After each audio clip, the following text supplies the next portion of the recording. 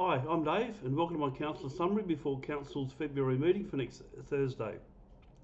I hope you all had a refreshing and safe break and are revitalised for 2025. Some sad news to begin with. At the extraordinary meeting on Wednesday evening this week, the General Manager Craig Wrightson's office of resignation was unanimously accepted. Craig has provided over 20 years of service to Lane Cove, almost 13 of those as General Manager of Lane Cove Council. Under his tenure, Council has delivered a host of wonderful amenity and services for residents. His leadership and guidance will be sorely missed, and Council will now undertake the process of finding a new General Manager. Now, let's get on with the agenda summary. There are two mayoral minutes for consideration. The first proposes a joint statement that condemns the escalation of racism and violence against racial and faith-based communities and affirms its commitment to fostering social cohesion and inclusivity in our community. The second provides details of the meeting the Mayor had with Jerome Laxale MP, the Honourable Paul Scully MP, Minister for Planning and Public Spaces, and Honourable Penny Sharpe MP, the Minister for Energy, Environment and Heritage, to discuss tree vandalism and the possibility of increased penalties for such vandalism. Lane Cove is not alone in dealing with significant tree destruction, and it is encouraging to see that the state and federal governments are listening. Educating owners about responsible pet ownership is very important for Lane Cove. Council is asked to consider receiving a report that documents the status of actions taken and actions recommended to be taken in response to recommendations 12 to 15 of Council's dog strategy. With the federal election just around the corner, there is a proposal that political advertising at all council events be banned.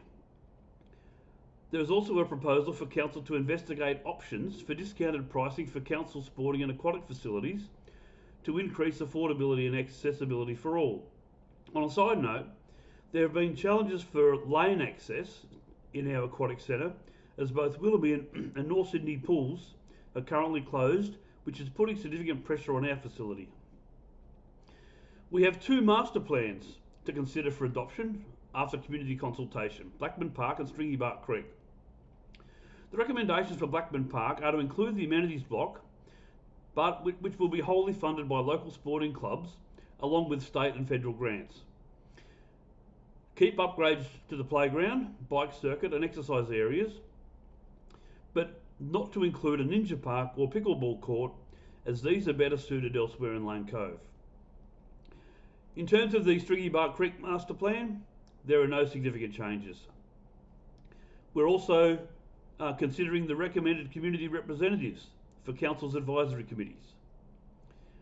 There's a proposed timetable for a local environmental plan sustainability review. We're asked to give it consideration.